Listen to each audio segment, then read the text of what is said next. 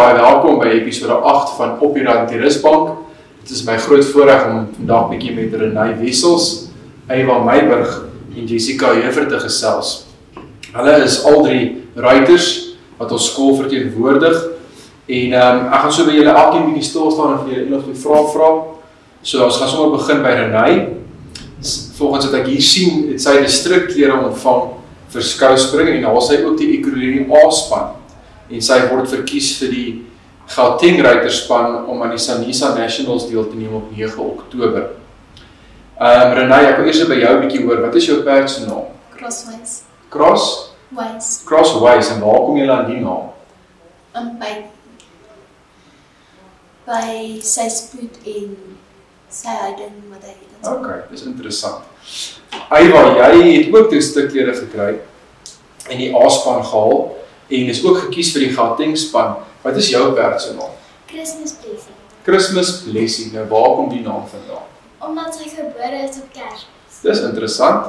Jessica, ek sien hierso dat jy dieselfde gekry het, Ekurhuleni A-span en verkies vir die Gauteng ruiterspan. En toe het jy ook 'n toekenning ontvang vir die Victor Ledor vir skouspring. Dit is 'n uitsonderlike prestasie, so baie geluk vir jou. En wat is jou perd se naam? My perd se naam is Misty Rose. Misty Rose, dit is 'n interessante naam. Waar kom dit vandaan? Dit is vernoem agter haar ma. Ok.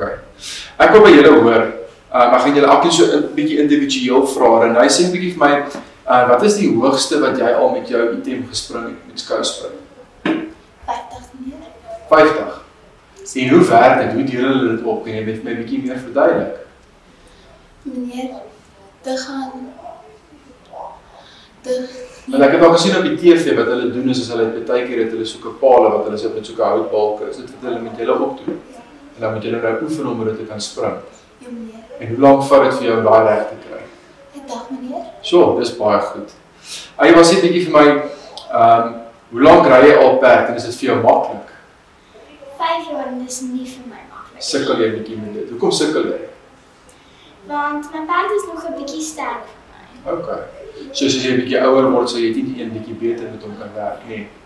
Jessica, is daar enige veiligheidsrisiko's wat jy moet nakom en seker maak jy kan nie seer met perdry nie? Ja, dis veral as jy val, seker maak jy val nie op jou rug of op jou kop nie. En dan kan jy seker baie seker wees nog maar hoog nie. So leer hulle vir julle die goed by die perd op skool. Nee, meneer, nee. So jy moet maar net weet wat te doen. En gebeur dit soms dat hulle perd dalk miskien die verkeerde goed doen, die mense seer kry? Ja. So dit is maar 'n risiko vir julle, nê? Ja. En dis waarom julle seker daai hoedjies dra. Ja. Okay, interessant. So, is altyd vir my lekker en ek vra hierdie vraag vir al die kinders met wie ek 'n onderhoud voer. Wat jou droom is, wat jy graag eendag wil doen en waar jy eendag wil gaan. So, ek dink kom ons begin by jou, Renay. Wat is jou grootste droom? En dit is vir die internasionale en die beste ruiter in Suid-Afrika te wees. Dis 'n groot droom, ek hou van daai. En Eva, joune? Om in die Olimpiek te ry. In die Olimpiese spele, dis baie nice. Ja, so dit kan binnekort gebeur, né? Ja, jy moet net aanhou hard werk. En Jessica, wat is jou droom? Ek wil die persoon wees wat die hoogste spring op 'n perd wat 1,65 meter is. 1,65 meter? Ja. Dis baie. Is dit wat hulle al gedoen het? Hulle het al 1,60 meter gedoen, maar ek wil 1,65 meter. Ja, dis 'n baie nice droom. Ons gaan julle steun vertuig. So ek wil julle al sê baie geluk. Ons skool is baie trots op julle. Ek weet hoeveel ure vat dit en wat se tyd dit insit vir julle en waar julle oefen.